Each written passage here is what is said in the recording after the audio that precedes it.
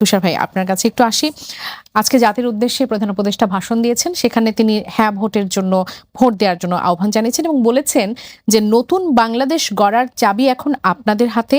হ্যাঁতে seal দিলে নতুন বাংলাদেশ গড়ার দরজা খুলে যাবে। আপনার কাছে একটু জানতে চাইবো যে আসলে দরজা খুলবে কিনা, আর খুললে সেই বাংলাদেশটা কেমন হবে? দরজা খুলবে নাকি বন্ধ হবে এই সিদ্ধান্ত নেওয়ার কথা জনগণের।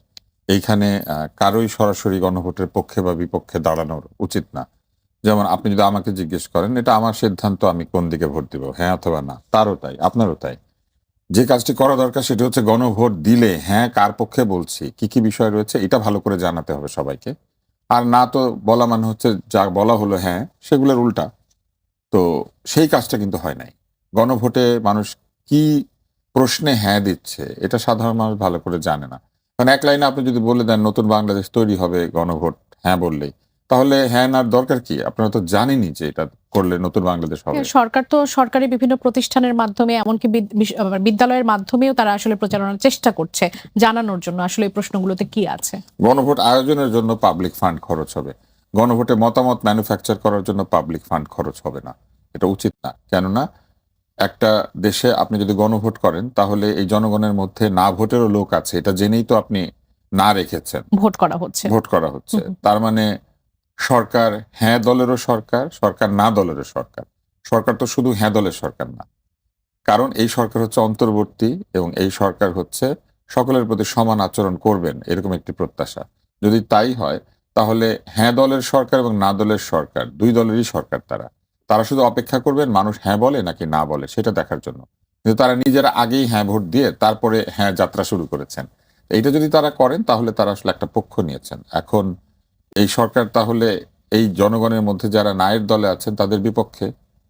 তো তার মানে সরকার এই দেশের একটা সংখ্যক জনগণ যারা না বাক্সে হয়তো ভোট দিতেন তাদের বিরুদ্ধে, এটা সরকার বলেছে বলে তারা সরকারি টাকা খরচ করছে। কিন্তু সমস্যা হচ্ছে যে টাকা তারা খরচ করছে সেখানে হ্যার লোকেরও টাকা আছে, নার লোকেরও টাকা আছে।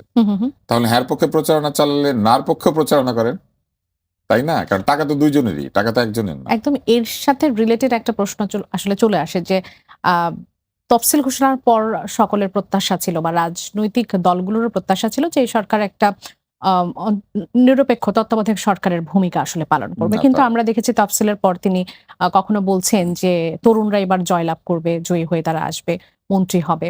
এ ধরনের কথাও তার কাছ থেকে যখন শোনা যাচ্ছে, বা এই যে হ্যাঁ ভোটের প্রচারণা নিয়েও নানা ধরনের প্রশ্নের উদ্রেক হয়েছে, আপনার কাছে কি মনে হয় তিনি কি আসলে সেই ভূমিকাটা যথাযথ পালন করতে পারছেন?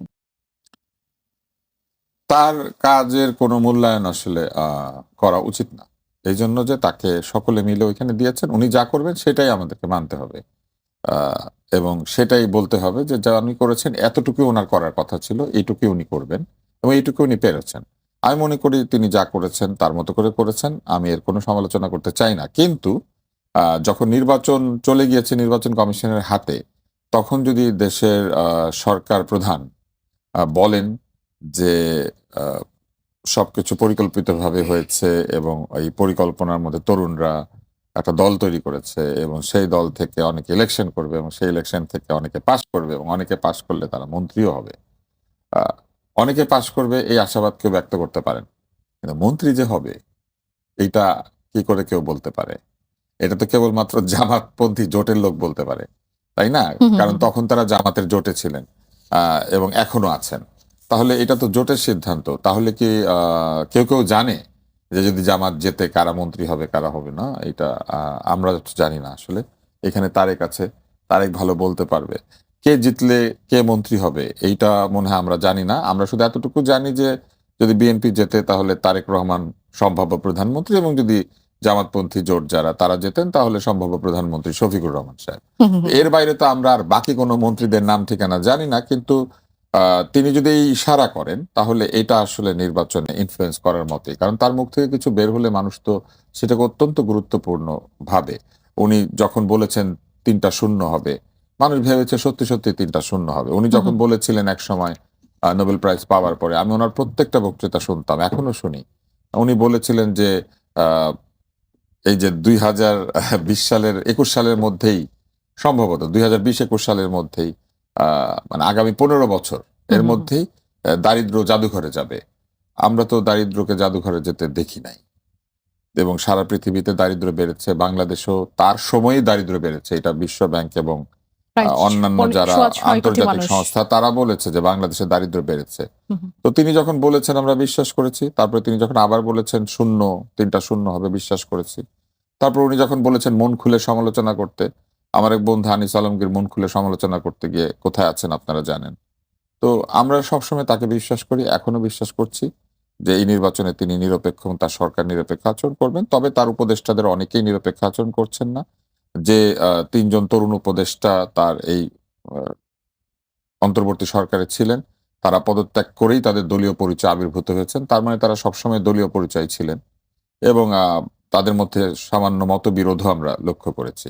যাকে নিয়ে তিনি নিউ ইয়র্ক গিয়েছিলেন, তিনি সেই দল ছেড়ে চলে গিয়েছেন। তো যদি সবকিছু ওয়েল প্ল্যান্ডই হয়, তাহলে এই ওয়েল প্ল্যান্ড দল থেকে তাসলিম জারা বেরিয়ে যায় কেন? তাহলে এই ওয়েল প্ল্যান্ড দলের মধ্যে আমরা অদ্ভুত সব কথাবার্তা শুনি কেন? এই ওয়েল প্ল্যান্ড দলের মধ্যে আমরা দেখি যে এক ধরনের আদর্শিক মতবিরোধ তৈরি হয়েছে এবং এই ওয়েল প্ল্যান্ড দল, ওয়েল প্ল্যান্ড অ্যাক্টিভিটি যারা করতে পারে, তারা কি করে নারী অধিকার বিরোধী একটা সংঘে যোগ দেয়, যেখানে নারী সংস্কার কমিশনের রিপোর্ট পাশ করার পরে নারীদেরকে কুৎসিত ভাষায় গালাগাল করা হচ্ছে। তো এটাও কি প্ল্যানিং এর অংশ ছিল যে ওয়েল প্ল্যান্ড, যে তারা নারী অধিকার বিরোধী একটা সংঘের সঙ্গে যুক্ত হয়ে যাবেন এবং তাদের দল থেকে অনেক ফোর ফ্রন্টে থাকা নারীরা বেরিয়ে যাবেন? এবং একজন নারীকেও তারা আসলে নমিনেশন দিয়ে দেখায়নি যে না তারা নারীদের সঙ্গে আছে।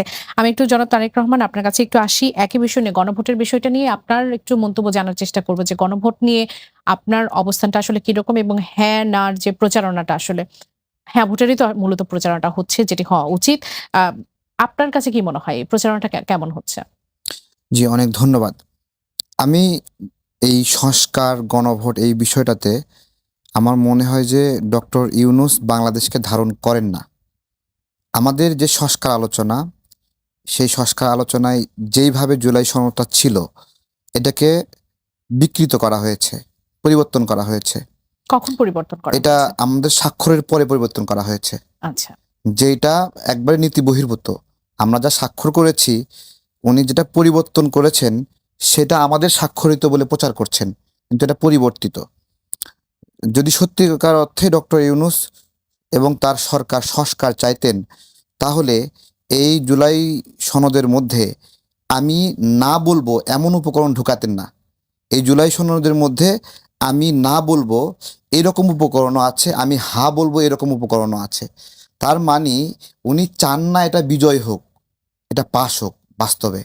উনি এমন একটা কেওয়াস চান, এমন একটা ঝগড়া চান, যাতে করে সেই ঝগড়ায় দেশের মানুষ অতিষ্ঠ হয়ে বলে যে এর চেয়ে ডক্টর ইউনূসের সরকার ভালো ছিল। উনি সেই রকম একটা সিস্টেম ডেভেলপ করেছেন। এটা জামাতের সকল নেতাকর্মী বলতে পারবে না, তাদের সকল মতামত এখানে আছে। এখানে বিএনপির লোকেরা বলবে না, তারা যা যা সমর্থন করেছে তাদের সবকিছু আছে। অর্থাৎ প্রত্যেকটি দল অপছন্দ করবে এইরকম উপাদানের ভেতরে রেখে দিয়েছেন। সবার সব মতকে নিয়ে কি একটা সংস্কার আসলে হওয়া সম্ভব ছিল কিনা? আমরা সকল বিষয়ে একমত নই, কিন্তু আমরা তো কিছু কিছু বিষয়ে একমত ছিলাম। সেগুলোকে আলাদা করা তো হয়নি? সেই কিছু কিছু বিষয়ে একমতগুলোকে আপনি জুলাই সনদে আনতেন, তাই না? এবং এই পুরা সংস্কার আলোচনায় ডক্টর ইউনূস কোনোদিন এই আলোচনায় অংশগ্রহণ করেননি এবং উনি যেদিন এসেছেন ছবি তোলার জন্য আসছেন, এসে ওনার দূরে বক্তব্য বলে গেছেন, কিন্তু যারা সংস্কার আলোচনায় স্টেক হোল্ডার ছিল তাদের কোনো মতামত গ্রহণ করেন নাই। তো এর এর এবং কি আমাদের যারা উপদেষ্টারা, যাদের দিকে মানুষ তাকিয়েছিল তারা এই দেশটাকে সংস্কার করবে, তারাও এই সংস্কার আলোচনায় অংশগ্রহণ করেননি, একটা দিনও একটা মতামত রাখেননি। তো সুতরাং এটা না সরকারের প্রতিনিধিত্ব করে, না সকল রাজনৈতিক দলের প্রতিনিধিত্ব করে, না আমাদের এখানে তো যারা সংস্কার আলোচনায় ছিলাম তারা তো আর সকল জনগণের মানে হলো প্রতিনিধি না ওখানে। ভাই আমরা তো দেখতে পাচ্ছি, একেবারে খোলা চোখে দেখতে পাচ্ছি যে একমাত্র সরকারি হ্যাঁ ভোটের জন্য, গণভোটে হ্যাঁ কে জয়যুক্ত করার জন্য সর্বোচ্চ যে প্রচারণা সেটি আসলে চালাচ্ছে। আর কোনো রাজনৈতিক দলকেও আমরা সেভাবে আসলে দেখছি না। আমি বলছি এই গণভোট যেটা হচ্ছে না, এই দেশে তো গণভোট নিষিদ্ধ হয়েছিল, যে গণভোট আর হবে না, গণভোট বৈধ না, গণভোটের প্রচলন বাতিল হয়ে গিয়েছিল। গণভোট কেন বাতিল করা হয়েছে এইটা এইবার বাংলাদেশের মানুষ বুঝবে। ও গণভোট এত বিচ্ছিরি, এই জন্য এটা বাতিল করা হয়েছিল। আমরা তো এটা শুনতাম বাতিল করা হয়েছিল, কিন্তু আমরা সশরীরে দেখলাম যে গণভোটে কিভাবে ব্যালট চিরে চিরে সরকারি কর্মকর্তারা বক্সে ঢুকায়। এটা এই দেশের মানুষ এবার দেখবে, আপনারা দেখবেন এটা, ঠিক আছে? জি, অসংখ্য ধন্যবাদ। তো সবাই আমি একটু নির্বাচন কমিশনের বিষয়ে আসতে চাই যে প্রার্থীদের মনোনয়নপত্র বৈধ বা অবৈধ ঘোষণা নিয়ে যে আসলে বিতর্কটা তৈরি হয়েছে ঋণ খেলাপি এবং দ্বৈত নাগরিকত্বের বিষয়ে, এটি নিয়ে তো আসলে নানা ধরনের অভিযোগ আসলে আমরা দেখতে পাচ্ছি। বিশেষ করে আমরা এনসিপির মুখপাত্র আসিফ মাহমুদ সজীব ভুঁইয়াকে বলতে শুনেছি যে বড় প্রার্থীদের বাঁচাতেই ইসি নানা প্রক্রিয়া অবলম্বন করছে, পুরোটা পরিকল্পিত নাটক মঞ্চস্থ করেছে এবং বলিউডের মতো সিচুয়েশন তৈরি করা হয়েছে এবং এই পরিস্থিতি চলতে থাকলে এনসিপি নির্বাচন করবে কিনা তা পুনর্বিবেচনা করা হবে। তাদের পক্ষপাত দুষ্টের, ইসির যে পক্ষপাত দুষ্টের আসলে অভিযোগ তারা করেছে। আমার মাঝে মাঝে বেশ মজা লাগে আধিপত্যবাদী ভারতের বলিউডের উদাহরণ কেন দেয়, তাই না? বলিউড ছাড়া আর কোথাও ছবি হয় না এগুলো নিয়ে। তার মানে বসে বসে বলিউড সবাই বসে বসে দেখে। আধিপত্যবাদী ভারত খারাপ, কিন্তু আধিপত্যবাদী ভারতের সিনেমার কাহিনী ভালো, এটা উদাহরণ দিতে কাজে লাগে। তো এবং যারা এগুলা করছেন তারাও বলিউড দেখে দেখে শিখেছেন নিশ্চয়ই, না হলে কেন করছেন? আহ, আহ, আপনি দেখেন এখানে অনেক ফ্লড আর্গুমেন্ট আছে। প্রথম হচ্ছে বড় প্রার্থী কি জিনিস? প্রার্থী হচ্ছে প্রার্থী, আমি আর আপনি একই ভোটারের কাছে গিয়ে ভোট চাইছি। ভোটে না জেতা পর্যন্ত আমি একজন পরাজিত প্রার্থী, জেতার পরে আমি জয়ী প্রার্থী। প্রার্থীরা সবাই সমান, একই নির্বাচন কমিশনের কাছে যায়। টাকাওয়ালা প্রার্থী কি বড় প্রার্থী? বড় দল থেকে যে আসে সে বড় প্রার্থী? সেটাই যদি হয় তাহলে ছোট প্রার্থীর আছে কি করতে, তাই না? নিজেরাই একজনকে বড় প্রার্থী বলছে। তো তাহলে ছোটরা, ছোটদের দল, ছোটদের প্রার্থী, ছোট প্রার্থী, টাকা পয়সা কম নাকি কি জানি না। একটা নিশ্চয়ই ক্রাইটেরিয়া থাকবে বড় প্রার্থী হতে গেলে। সাইজে বড়, গাড়ির সাইজ বড়। গাড়ির সাইজ তো আমি দেখি যত ছোট গাড়ির সাইজ তত বড়, এটা তো আনুপাতিক। মানে আপনি যত ছোট সাইজ হবেন আপনার গাড়ি আপনার চাইতে তত বড় লাগবে দেখতে। তো আমরা তো বড় গাড়ি কারা চড়ছে আমরা সেটা দেখতে পাচ্ছি। তাহলে প্রার্থী বড়, এটা একটা ফ্লড আর্গুমেন্ট। এরপরে আসেন ঋণ খেলাপি। ঋণ খেলাপি নির্বাচন করবে না এটা আমরা সবাই চাই। যিনি প্রাইমারি ঋণ খেলাপি, ধরেন তারেক ঋণ নিয়েছে, তারেক আমাকে এসে বলেছে যে ব্যাংক তো গ্যারান্টার চায়, জি, আপনি আমার গ্যারান্টার হন। তা আমি দেখি তারেক ভালো ব্যবসা করে, তারেক ঠিক মতো কাজ করছে, আমি তার গ্যারান্টার হয়েছি। মানে তারেক যদি কোনো কিস্তি পরিশোধ করতে না পারে অথবা ঋণটা পরিশোধ করতে না পারে, আমি তখন এই ঋণের দায় দায়টা নিচ্ছি। নিচ্ছেন। কিন্তু ধরা যাক তারেকের ব্যবসা মধ্যপথে লস হয়েছে, ফলে একটা বা দুইটা কিস্তি দেব এটা চিন্তা করি তো আমি গ্যারান্টার হয়েছি। এই জন্য কিন্তু না যে আমি ঋণটা নিয়েছি। সুতরাং আমি তো ঋণ খেলাপি না, তারেক খেলাপি। আমি গ্যারান্টার হয়েছি তার। গ্যারান্টার হওয়া যদি অপরাধ হয়ে থাকে, জামানত হওয়া যদি মানে কারো জামিন হওয়া যদি অপরাধ হয়ে থাকে, সেটা তো ভুল কথা। গ্যারান্টার কখনোই ঋণ খেলাপি হবে না। ওনারা কিন্তু দাবি করেছেন গ্যারান্টারকেও ঋণ খেলাপি ঘোষণা করতে হবে। আচ্ছা, তো তারেক যদি কালকে চলে যায় কোথাও, বা তারেকের ব্যবসাটা নষ্ট হয়ে যায়, বা সে মারা লস যায়। করে, বা কোনো কারণে সে নাই, হ্যাঁ, তাহলে আমি গ্যারান্টার ছিলাম সেই জন্য আমার সব অধিকার বন্ধ হয়ে যাবে। আমি গ্যারান্টি দিয়ে ভুল করেছি, বন্ধুর পাশে দাঁড়িয়েছিলাম একটা সময়, তখন তার ব্যবসা ভালো ছিল, ব্যবসা খারাপ হয়েছে, ব্যাংক আমার সাথে এসে কথা বলবে, আমি গ্যারান্টার, আমার সেই সম্পদ নাও থাকতে পারে। এবং আপনি জানেন তো বাংলাদেশে গ্যারান্টারের যে নিয়মটা এটা খুব অদ্ভুত। গ্যারান্টারের এই সম্পদ আছে কি নাই সেটা ব্যাংক বিবেচনা করে না, দুইটা লোক গ্যারান্টি দিলে হয়। এবং এটাও জানবেন, স্বামীর জন্য প্রথম গ্যারান্টার হচ্ছে স্ত্রী। একদম। স্ত্রী পায় 2 আনা সম্পদ, সে স্বামীর পুরা ঋণের গ্যারান্টার হয়ে যায়। এটা কি করে হয়? এসব উদ্ভট নিয়ম কানুন এগুলোই সুশীল সমাজরাই করেছিল। এখন যারা এই বিভিন্ন তত্ত্বাবধায়ক বিভিন্ন জায়গায় বসে আছেন না, এরাই সব আইন কানুন বানিয়েছিলেন। ফলে এই গ্যারান্টারকেও বাতিল করতে হবে, এটা আরেকটা ফ্লড আর্গুমেন্ট। এবার আসেন দ্বৈত নাগরিকত্ব। একটু আগে তারেক বলছিল না যে একটা সংস্কার কমিশন হয়েছে যেখানে সভাপতি কোনোদিন আসেন নাই, অর্ধেকের বেশি দলকে তারা ওখানে ডাকেনি নাই, অথচ সেই সব দল অনেকে নির্বাচন করছে, এবং উপদেষ্টারা কেউ সেখানে যান নাই। এই সংস্কার কমিশনের যিনি প্রধান ব্যক্তি হিসেবে, যদিও তিনি উপপ্রধান, দায়িত্ব পালন করছেন, তারই তো দ্বৈত নাগরিকত্ব। দেশের সংবিধান বদলায় গণভোট করে ফেলতেছে যে সে দ্বৈত নাগরিক। কিন্তু তারা তো প্রার্থী না, জাতীয় সংসদে তো আর তারা যাবেন না। এবার আমাকে এই ব্যাপারটা শুনেন, দ্বৈত নাগরিক এসে সংবিধান বদলাইতে পারে, কিন্তু দ্বৈত নাগরিক নির্বাচনে দাঁড়াতে পারে না। এটা একটা অদ্ভুত আইন না? তাহলে জুলাই সনদের মধ্যে এটা দিতেন গণভোটে, যে দ্বৈত নাগরিকরা সবকিছু পারবে করতে বাংলাদেশে। না, ওনারা সংবিধান বদলাতে পারবেন, ওনারা আমাদের দণ্ডমুণ্ডের কর্তা হয়ে যেতে পারবেন, ওনারা যা কিছু বলবেন সব ঠিকঠাক হবে, মানে ওগুলাতে কোনো ভুল নাই, শুধুমাত্র দ্বৈত নাগরিক হলে ইলেকশন করতে পারবে না। এবার একটা মজার ব্যাপার শোনেন, আমাদের নিয়মে আছে দ্বৈত নাগরিক শুধুমাত্র জাতীয় সংসদ নির্বাচন করতে পারবে না, কিন্তু স্থানীয় সরকার স্থানীয় নির্বাচন সংসদ করতে নির্বাচন পারবে। করতে পারবে। স্থানীয় সরকার নির্বাচন করতে পারবে কেন? ওইটা পোস্ট না, ওইটা জনগণের পোস্ট না, নির্বাচন না। তাহলে এই আইনটা তারা রেখেছেন কেন? যে দ্বৈত নাগরিক স্থানীয় সরকার দাঁড়াতে পারবেন, মেয়র হতে পারবেন, হুম, হুম, হুম। কিন্তু সংসদ সদস্য হতে পারবেন না। ঢাকা শহরের মেয়রের যে এলাকা, সেই এলাকায় 9টা সংসদ সদস্যের আসন আছে এক একজনের। তাহলে এই যে 8টা 9টা করে আসন সম্পন্ন এলাকায় একটা লোক দ্বৈত নাগরিক, উনি মেয়র হয়ে বসেন, এবং শুধু না, পূর্ণমন্ত্রীর মর্যাদাও পায়।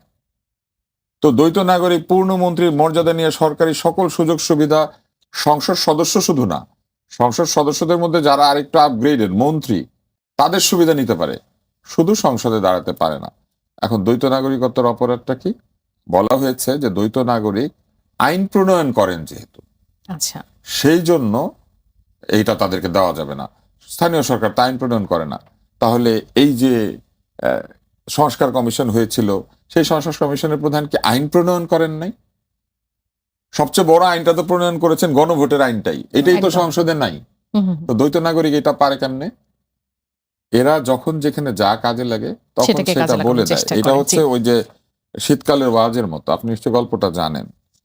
একজন ওয়াজ করতেন আর কি, বলতেন যে শীতকালে গিয়ে উনি ওয়াজ করতেন, বলতেন যে মেয়েদের কাপড় দিয়ে যে কাঁথা সেলাই করে, হুম, হুম, হুম। এইটা ভালো না, এটা তো ঠিক না, সেটা গায়ে মেয়েদের দেওয়া কাপড় যাবে না। পুরুষ কেন গায়ে দিবে? আচ্ছা, তো তখন সবাই কাঁথা গায়ে দাও বন্ধ করে নাই, কিন্তু ওনাকে কাঁথা দেয় নাই শীতের মধ্যে, কারণ উনি বলেছেন এটা ঠিক না, শীতে উনি অনেক কষ্ট পেয়েছেন। তো আরেক জায়গায় গিয়ে উনি বলেছেন যে অবশ্যই কাঁথা গায়ে দিতে হবে, গরমের মধ্যে তাকে সবাই কাঁথা দিয়ে দিচ্ছে। কারণ এখন গরমের দিনে ওনারা শীতের দিনে গরমেরটা, এরকম অদ্ভুত অবস্থা তৈরি করেছেন তাদের মনের ইচ্ছা মতো। জি। তো এখন তাদের মনের ইচ্ছা মতো দেশের সংবিধান বদলানোর আইন প্রণয়ন করা, গণভোটের আইন জারি করে গণভোট চালু করে দেওয়া, এই পুরা কমিশনের প্রধান একজন দ্বৈত নাগরিক। শুধু তাই না, এই সরকারের মধ্যে অনেক দ্বৈত নাগরিক আছেন, তারা যে উপদেষ্টা পদটি এনজয় করেছেন, সেই উপদেষ্টা পদ কি একই রকম পদ নয়? একাধিক আইন কি সংস্কার করা হয় নাই? একাধিক আইন কি প্রণয়ন করা হয় নাই? তাহলে আইন প্রণেতা দ্বৈত নাগরিক হতে পারবে না? তাহলে এখানে কেন দ্বৈত নাগরিকরা আইন প্রণয়ন আমি করলো? এটা নিয়ে একটু তারিক ভাই আপনার কাছ থেকে একটু জানতে চাইবো যে প্রায় 2 আমি ডজন কিন্তু দ্বৈত প্রার্থী। নাগরিকের পক্ষে না। জি, আমি আমি আপনার মনে করি যুক্তিগুলো, কোথাও জি। দ্বৈত নাগরিক এসে কোনো আইন প্রণয়ন করবে হুম, না, হুম, হুম। কোনো সরকারি পয়সা নিয়ে তারা কোনো কাজ করতে পারবে না। দ্বৈত নাগরিকত্ব অনেক ভালো কথা, হুম, ওনারা অনেক ভালো, ও তাদের কোনো কিছু নিয়ে আমার আপত্তি নাই, কিন্তু একজন দ্বৈত নাগরিকের আনুগত্য কোন দেশের প্রতি, এটা প্রমাণ করার কোনো সুযোগ নাই। এবং বিশেষ করে ইউরোপ আমেরিকায় যারা দ্বৈত নাগরিকত্ব নেন, সেখানে তাদেরকে একটা জায়গাতে ইয়েস বলতে হয়, সেটা হচ্ছে ওই দেশের সঙ্গে যদি বাংলাদেশের কোনো শত্রুতা হয়, তারা অবশ্যই ওই দেশের পক্ষ নেবেন, এবং এইটা সে ওথের মধ্যে থাকে, এইটা তাদের ওই প্রশ্নের মধ্যে থাকে, এবং হুম, ওই হুম। বিষয়ে রাজি না হলে হুম, হুম। নাগরিকত্ব দেয় না। বিশেষ করে আমেরিকা এবং ব্রিটেন সহ অন্যান্য যে দেশগুলি আছে, তারা কখনোই আপনাকে নাগরিকত্ব দিবে না যদি দুই দেশের সংঘাতে আপনি সেই দেশের পক্ষ না নেন।